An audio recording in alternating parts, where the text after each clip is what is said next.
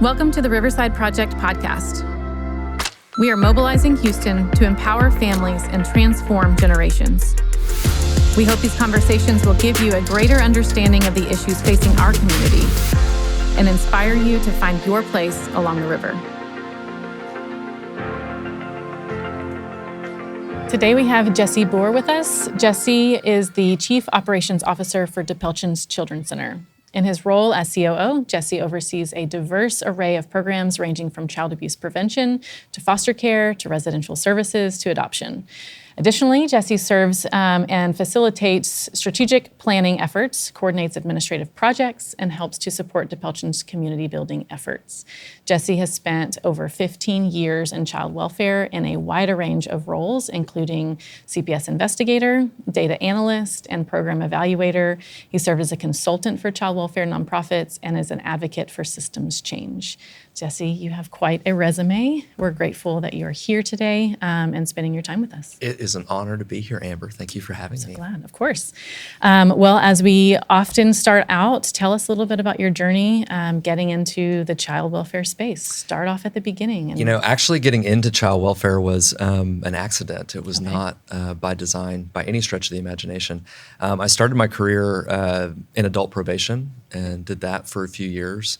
And was moving to Dallas and needed a gig. And one of the people that I worked with at adult probation recommended that I look at CPS, particularly investigations, based on some of the work that I had done for the probation department. Interviewed, got hired, fell into it, and really developed a passion for the space. And so like you mentioned, the first 6-ish years of my career was spent in investigations in Dallas County. Seeing all of the hurt, trauma, all of the things that I think our system is, at least in theory, designed to prevent and hopefully to heal as well. And then after that, finished graduate school and moved down to Austin, where I worked at the state headquarters doing data analysis, program evaluation, getting to see things from a much more macro perspective.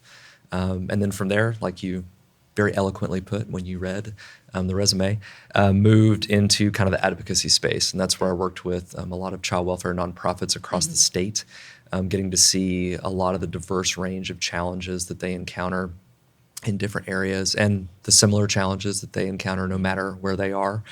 And then from there, was fortunate enough to get connected to DePelchin and have been there for the last almost 3 years.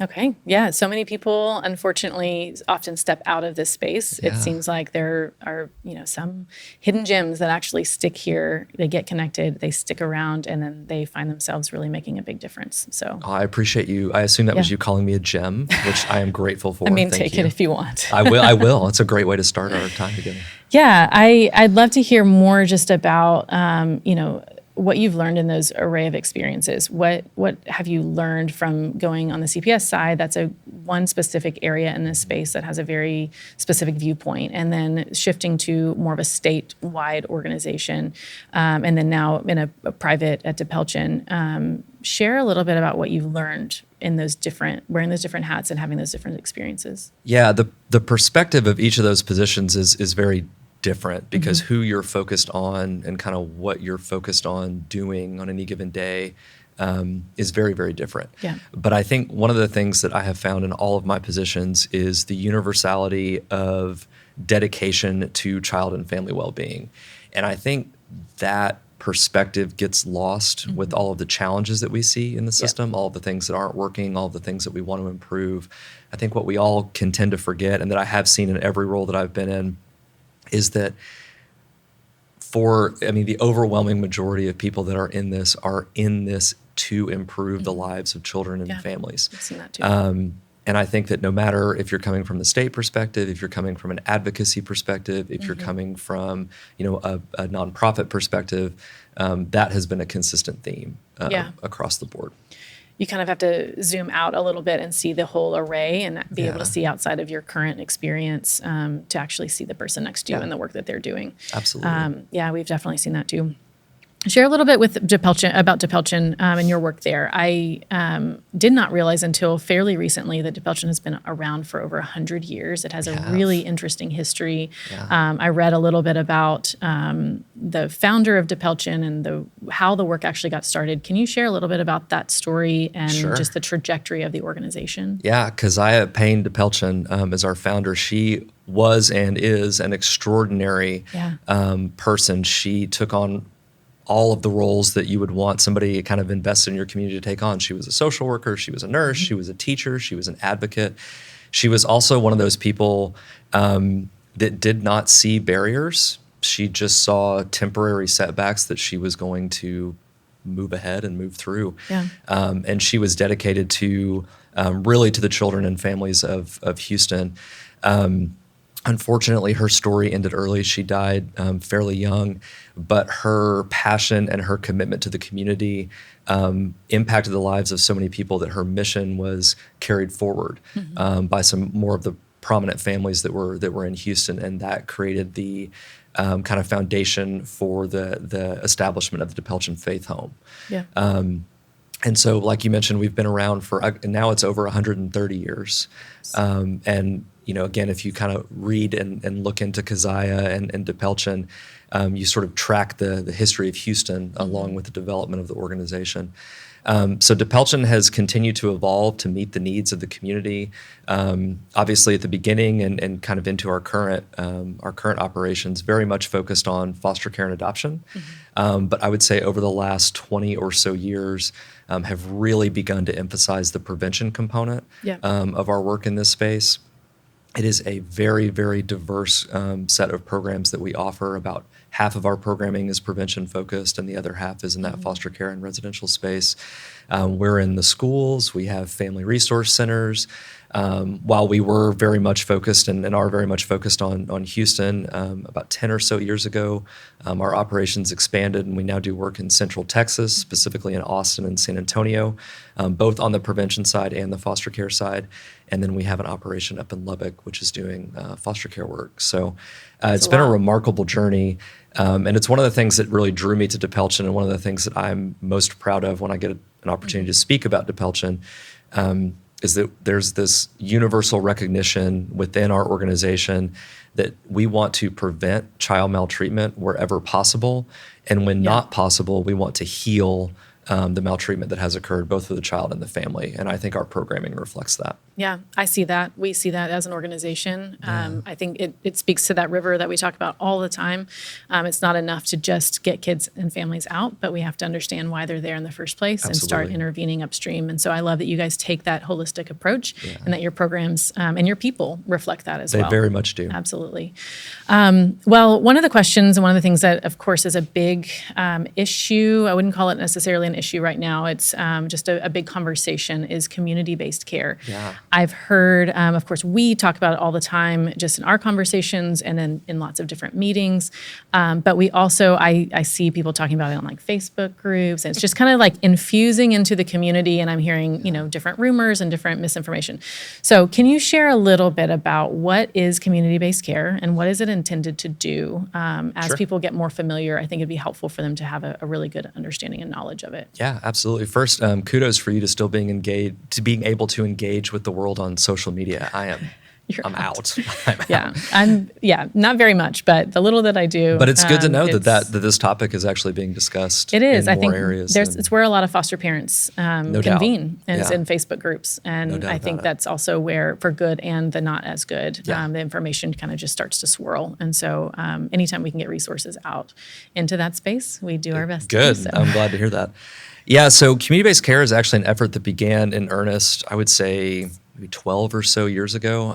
At that time, it was known as Foster Care Redesign. And it was established to address some of the key problems within child welfare that we still see today. And I can talk more about those in a second. But community-based care in its current form really got started in 2017 with the passage of Senate Bill 11.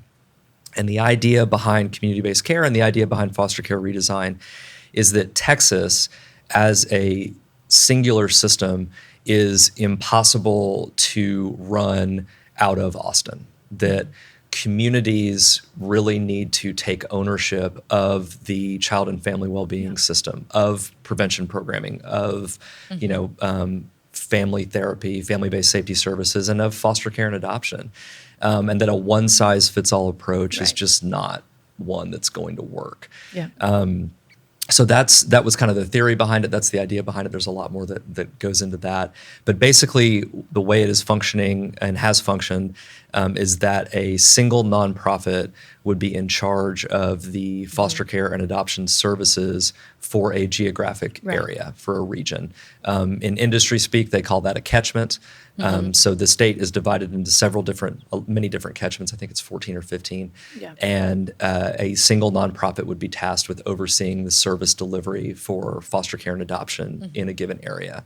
Right now, the model is operational in the Fort Worth area, and that's the longest standing area in which it has been operational. It's been 11 years that group has been operating. Gosh, I can't believe it's been that long. It has been a long time. They have learned a lot of lessons, and we have learned a lot of lessons. We all have, and they've gone through a lot. Yeah, they've really paved an amazing trail for the rest of us to follow.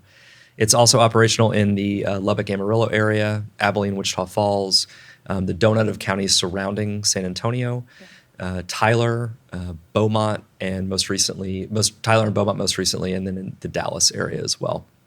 And in the last legislative session, the state continues to expand this model and provide funding for expansion. So it will be coming to Houston soon. It will be coming to the counties surrounding Houston. That's another of the geographic catchment areas. It will also be in El Paso and San Antonio as well. And again, the idea of really infusing local control and local engagement into the foster care and adoption system. What are your takeaways kind of about that? What are the challenges that you foresee? This is a huge shift, and so of course there are challenges. We have to expect that. What are the opportunities that you see from this type of a model? Well, from the challenges perspective, I think one of the things that's been really interesting to watch as this is rolled out across the state is that each area has its own unique challenges. Some of the challenges you see across the board are, of course, related to challenges that are just kind of omnipresent within social services, right? So funding, staffing, it's a human-centered human services industry, and change at the individual personality level is, very, very difficult. But that's across the board. The challenges that Lubbock Amarillo faces are very different than the challenges that Dallas and Collin County are facing, and are going to be very different than the challenges that Houston and the other areas face. I think specifically to Houston, as this moves into this area, the major challenge that we're going to face is that our system is large. It is the largest in the state. It's very, very complex. There are many, many different stakeholders in the system, all of whom are very well intentioned, most of whom are doing very, very good work, but sometimes at cross purposes. Yeah. And so I think that will be so now to transition to the opportunities part of your question, I think that we have a real opportunity here to unite, and I say we in the most global sense possible, to unite the Harris County community behind a shared vision for what this system could be.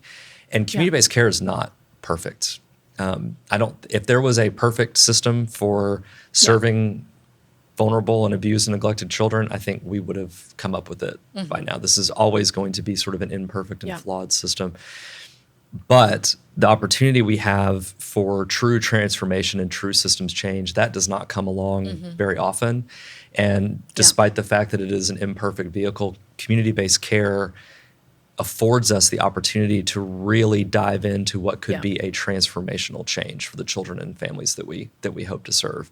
And that's an incredible opportunity, and it's one that does not come along very often. Yeah, and it really does. We've talked about this quite a bit in different meetings, but the success of this really depends on our community's ability to really work together and to set aside kind of the things that keep us apart and divide us, but to actually, I think that there are a lot of providers, there's a lot of people who want to see this work really well, and that because we have such a giving community and a community that can come around each other in crisis, I think we do have a lot of great opportunity that we want to see maximized. And it gets back to what I was talking about at the beginning, that the divisions that we have, the differences of opinion that we have are in my opinion, fairly inconsequential compared to what unites us, which is that we, at the end of the day, we all want healthy children, healthy families, because that is the bedrock of a thriving community. Yep. And I think if we can, reorient and refocus ourselves around that concept, we can really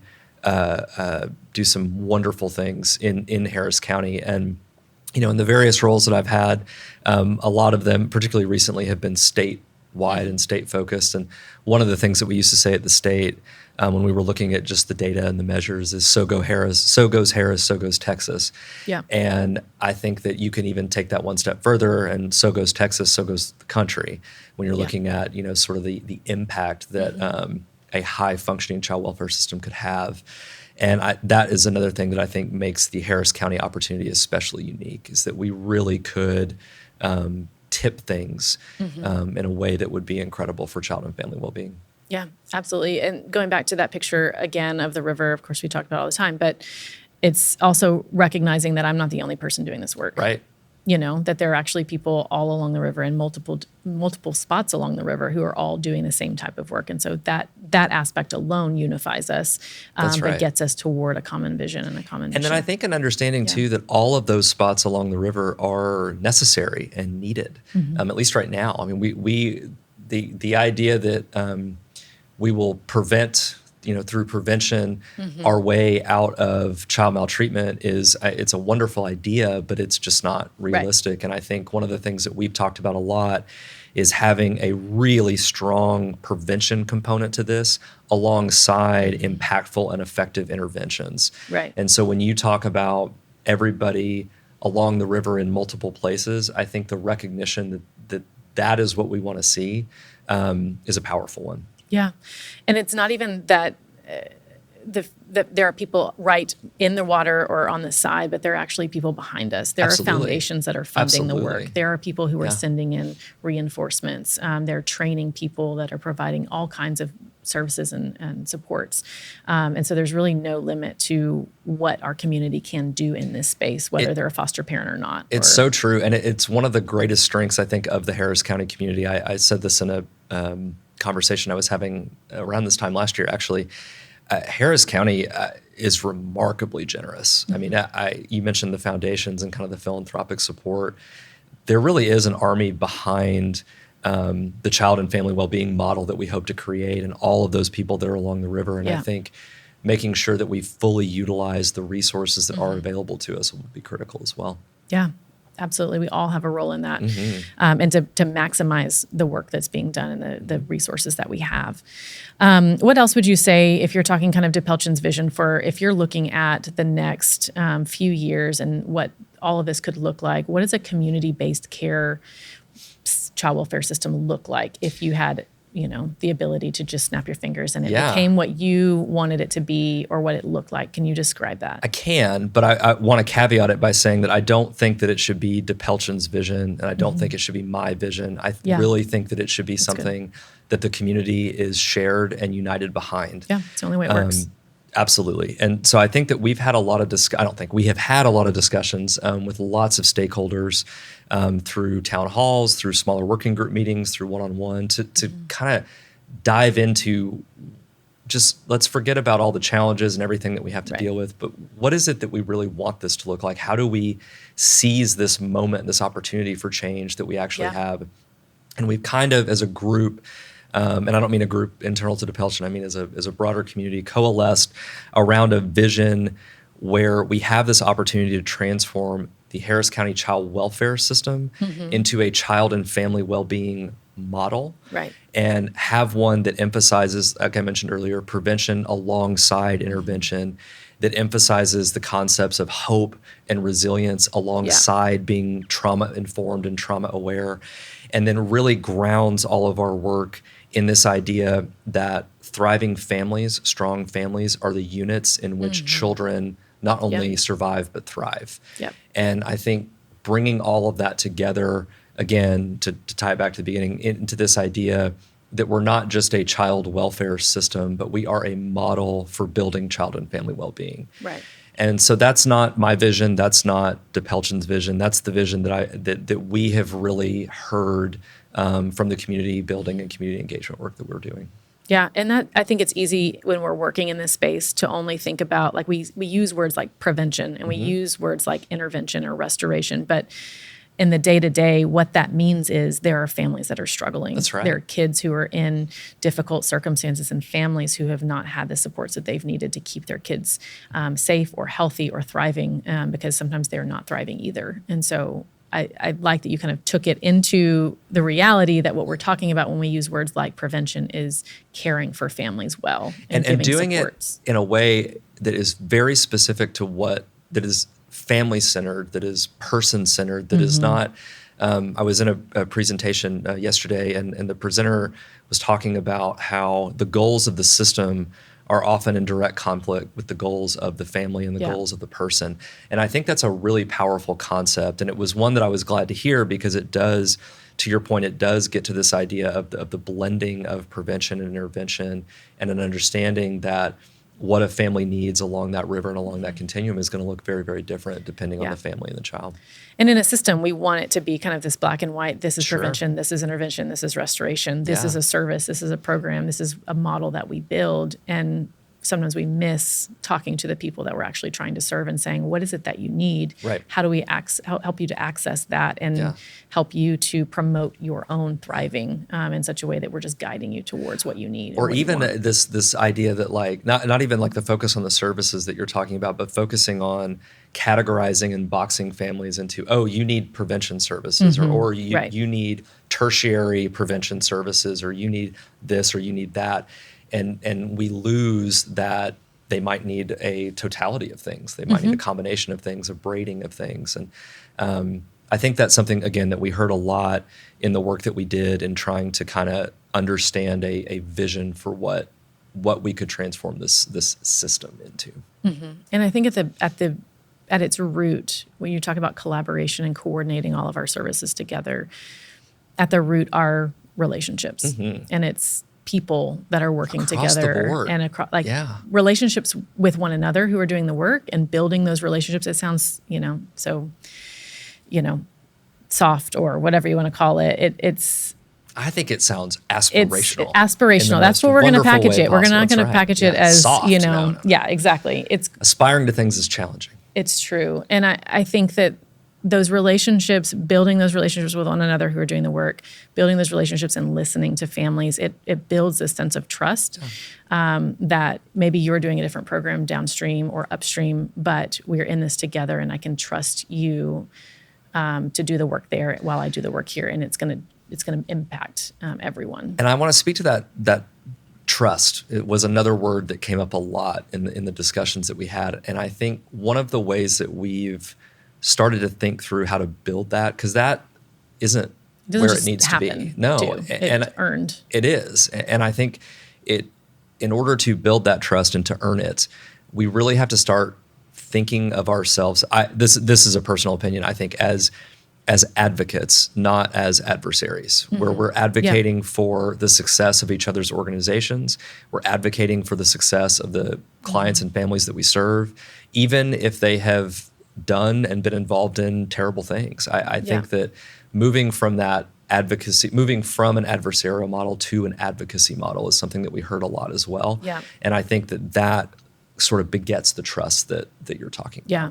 It's the commitment to moving toward instead of away. Yeah, exactly. I like that. Yeah. I might steal that. It's from TBRI. So oh, okay. Well, so you stole it first. I stole it okay, first. So if we were to start building the system, we start getting the pieces in place, we start really working together, and as community-based care comes, how do you think that we know that we're on the right track? What do you think that looks like? And is that even possible? Like, do we actually have any indicators that we know, hey, we are actually moving towards this thing that we really want to see? It's a really good question. It's a hard question, so I'm going to dance around it a little bit. That's okay. I want to know your thoughts. Yeah, I think that there are measures. There are obviously, state developed measures that sort of indicate whether or not community-based care is successful. Right. One of the things that the other agencies that are implementing this have done is they've been very, I think, astute and individualized in developing success measures for their individual areas, because like I mentioned earlier, each area is going to be different. I think we're early on enough in this process for Houston that we need to define success collectively. Yeah. We need to have a collective understanding of not only what it is that we're moving toward, but how, to your point, how will we know we are moving toward it? And then we need to hold each other accountable collectively toward moving toward that goal. So I'm not as completely enamored with the current definitions Sure. of success that we have. I think another thing that community-based care offers is an opportunity for us to define that for ourselves and for our own community. So that's the non-answer answer. The answer that I will give you is that I think one of the biggest failures of our current system, and this is not Houston specific, this is not even Texas specific, is the number of families that become re-involved in our Right. system. And I don't necessarily mean the number of families who have a child removed and then that child comes back into foster Right. care. I mean the number of families that are investigated 5, 6, 7 times, that Yeah. have multiple findings of abuse or neglect, that participate in services, but then 2, 3, 4 years later come back and are having to participate in services again. Yeah.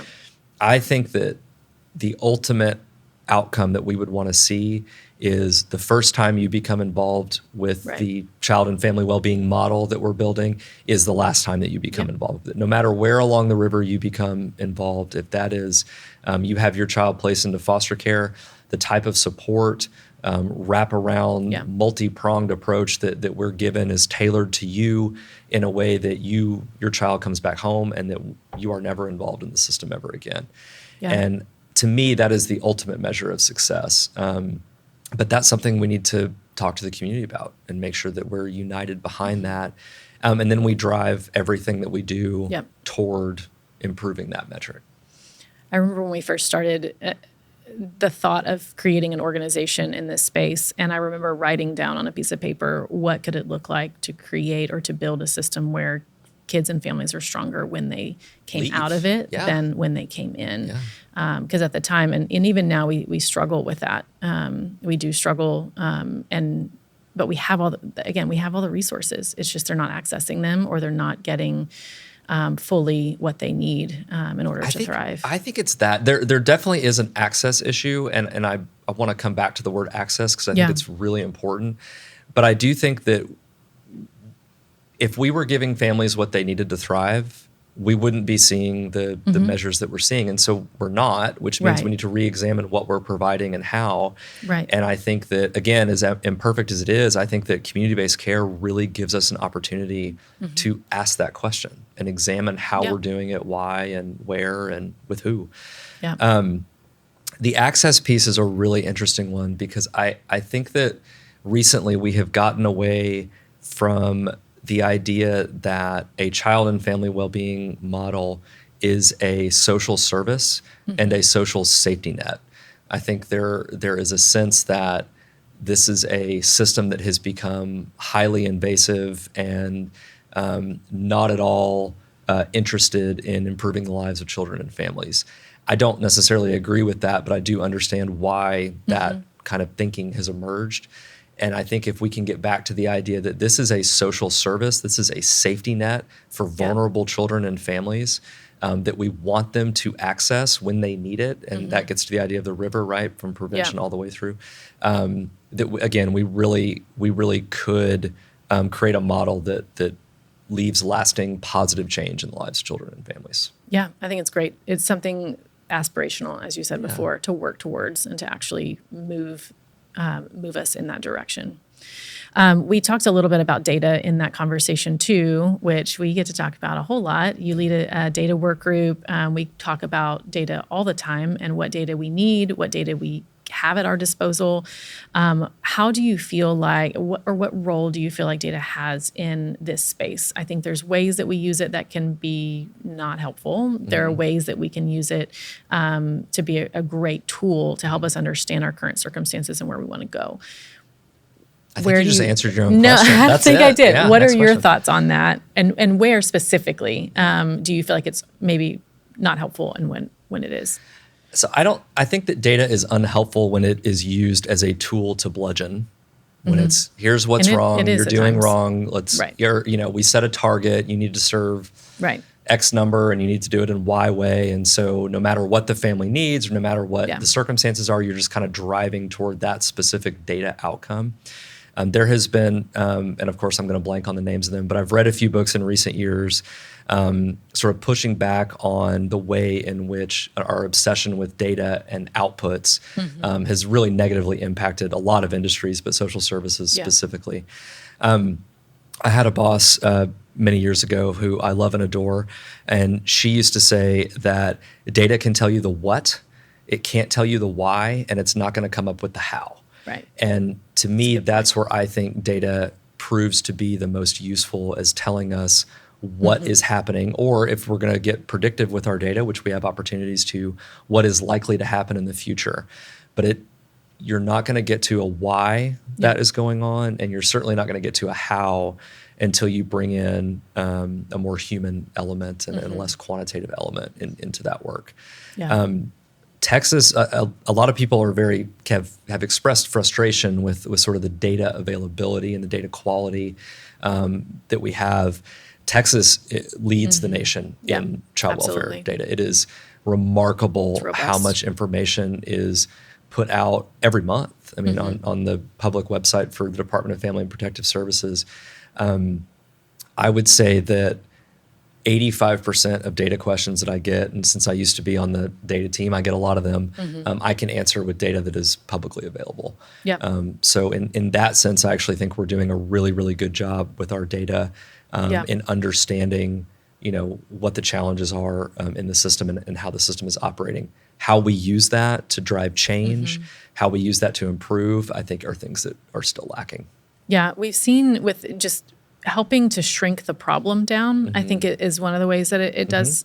It tends to help with as we engage our community. For people who are not involved in child welfare, there are certain data points that can help them to understand it. Sure. We've seen the zip code level data being able to go into specific communities and say, hey, we're not talking about the 3,000 kids in foster care, the 2,000 kids in foster care. Right. We're talking about the 23 kids Makes it and more these 3 digestible. zip codes. And most people will respond and say, oh, we can do something about that. We can rally our church. We can rally our community to come around 23 families and keep them from falling back down into the water. And so we have seen in that regard, but again, the how we do that is not answered by that data, and the why those families are there. And those are important questions to answer if you're going to start intervening in them. But if the data, the way you describe that, I think is great, because what you're doing is you're using that data to drive the discussion. And I think in that sense, the data is critical, because you have to have data grounded discussions. Otherwise, you're just speculating.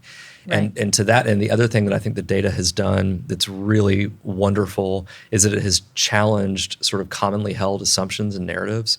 There was one in particular. This is a little bit in the weeds, so just start waving if this gets out of hand. But That would be awkward. Yeah, it would be, but you're welcome to do it. I think it would be very entertaining. There was this belief that this is not a belief. This is borne out in the data, that there are a lot of children that are not from Houston or the surrounding areas, but are placed here from other areas of the state that don't have foster care capacity needed. And there was this commonly held belief that the overwhelming majority of those children were in group homes, were in residential treatment centers, and that was a talking point. Everybody said it. Everybody knew it. That just was true. We just had some data that came out of the data committee that the Texas Center for Child and Family Studies put together that showed that is not the case, that actually the biggest majority of children that are not from our area but are placed in our area are actually in foster homes. Yep. There are still hundreds that are placed in group residential treatment centers, but there's many more that are placed in foster homes. And that might not seem like a major deal, but it changes the narrative, it changes the discussion, and it changes the potential solutions that you could come up with to keep kids in their communities. And that's where I think data becomes incredibly important. Yeah, that's really, really helpful. And speaking of that, can you share just a little bit more detail on why that's such a challenge, like why that specific data point of kids being in the wrong areas, right? If there are actual cases in one area, they may move because of a kinship or a relative placement. Which is good. That's fine. That's great. We were good with that.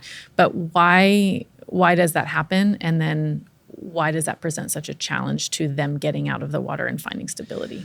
I mean, it happens because areas don't necessarily have the capacity needed in order to serve children in their communities. The example that I'll give is because it's the one that's the most stark. So in the Midland, Odessa area, for example, over half of the children that are in foster care are not placed in, it's not that they're not placed in their county or not placed within 50 miles. They're not even placed in the region. They're not, they lose all that connection to their home community, to their schools, to the things that they know and that familiarity. And that kind of answers the second question, which is why it becomes such a major issue. It is inherently traumatic for a child to be removed from their home, no matter how horrible the conditions were in that home. It just is that in and of itself is a trauma. And I will caveat that by saying children that are abused and neglected, if there are no other viable options, should be placed in foster care. That's something I believe. But it is crucial and just incredibly important that we do everything we can to maintain that child's connections to their family, to the community, to their home, to their school. And when you have to place a child far outside of that home and community because you don't necessarily have the capacity in your own community, it really sets back that healing and that well-being that I think we're all striving toward. Yeah. Absolutely. And then going back to the community-based care conversation, that's a big part of why, if we can take ownership of our own individual communities and really build that type of capacity in our own regions, we help we help to figure out that kind of cross data point that's not really working. It is, and it's something we're going to have to figure out. I mean, the ultimate end goal and theory behind community-based care is that local communities care for their children and families. In some areas that are more resource rich, that theory is one that could be implemented, and others that are not, it's one that's going to be very, very challenging. Yeah. And so to your point, figuring that out and having those discussions, even across regions, is going to be critical to the implementation of community-based care. Yeah, absolutely. So as we're kind of starting to wrap up our time, I'm just getting warmed up. Wrap up well, that's all my questions, really. Oh, all right. What are you and the folks at DePelchin, what are you guys celebrating right now? What is a story of kind of hope or just something that you're seeing in, even just in the system? It doesn't have to be within DePelchin specifically, but what is something that you're seeing that you're just really encouraged by? We've talked a lot about the issues, the challenges, and some opportunities, but what are the things that you're most encouraged by right now? So I'll give you three. Okay. I know, because you didn't even prepare me for did this not. question. This is out of left field. Not that I was type prepared A personality for any of is this. That's right. Not doing well right now. No. There's three. One I'll keep very DePelchin specific. So the last couple of days we've had a leadership summit of our operations and program team, and every time we do one of these, I leave exhausted but energized. Mm-hmm. And that group of people and the people that work with them in serving children and families, the thousands of children and families that DePelchin serves, I'm just bowled over by what they do, how they do it, and the passion they bring to that work. And while that is a very DePelchin specific example, it is not unique to DePelchin. That is, again, something that we see across our space. Yeah. But it just happened to really strike home this week because I was in that meeting with our leadership team. Wonderful group of people. The second that has really given me a lot of hope, energy, optimism moving as Houston moves into this community-based care model. We've done a lot of talking to the community, a lot of development work, engagement work at the small group level, at the town hall level, at the one-on-one level. There is a palpable energy and sense that we can do things differently and we can do things better. And that's from everyone. That's from the state. That's from Harris County, that's from nonprofits, that's from individuals, that's from groups, and that is really exciting. I think that there are other areas of the country and of the state that have, thought about this model, moved into this model, and there's been a lot of fear, a lot of reticence, a lot of opposition. And I'm not saying that there's not some of that here too, but more what I'm seeing is roll up the sleeves, engage, just eager for this to happen so that we can really dive into this, very difficult challenge that awaits us head first.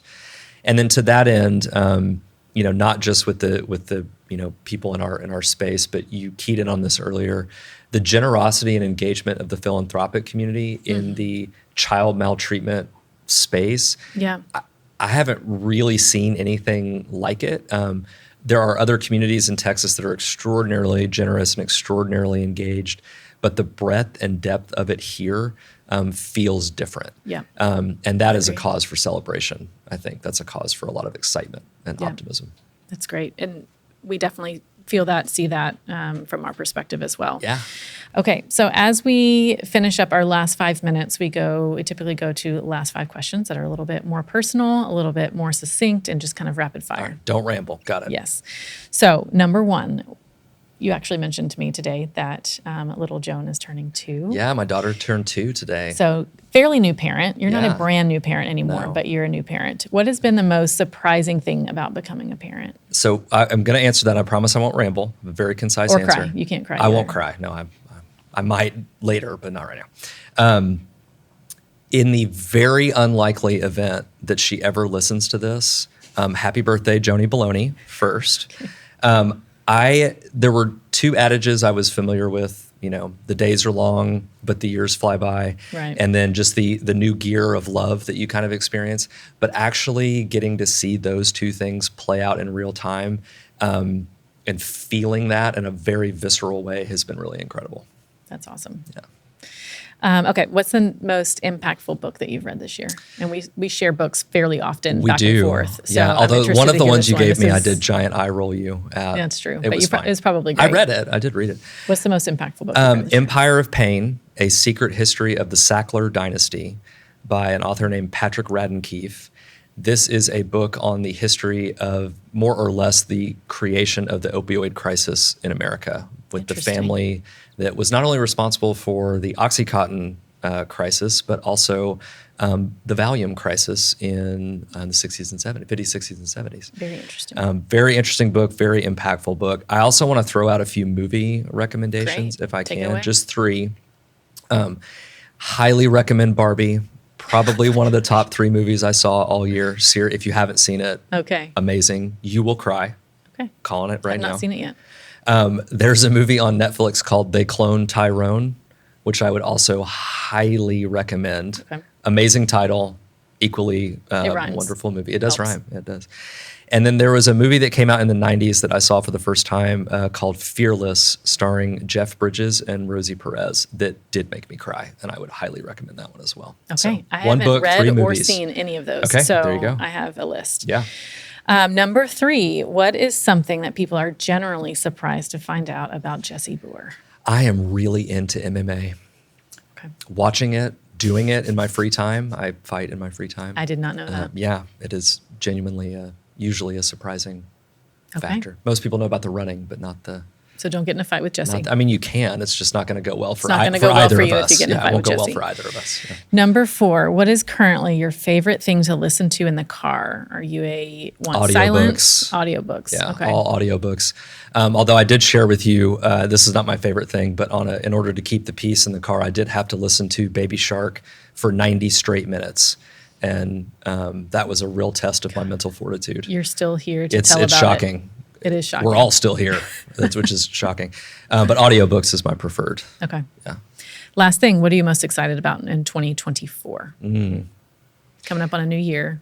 2024 is going to be a really impactful year when it comes to change for the industry that I've devoted the vast majority Yeah. of my career to. I am so excited and energized about being able to play even a small role in what that change and what that improvement could look like. So I think that's the thing that I'm the most kind of engaged around for 2024. Awesome. Well, we're excited about that too. Yeah. We're grateful that you came to spend some time with us. Thank you and for you got to having me. share a little bit about the work that you do. So thank you for what you do every day. Thank you. It was a pleasure. To those listening, we hope these conversations have inspired you to find your place along the river, and we welcome you to join us in bringing hope and renewal to the city of Houston. If you'd like more information on how to get involved, please visit riversideproject.org and submit a contact form. We'll see you next time.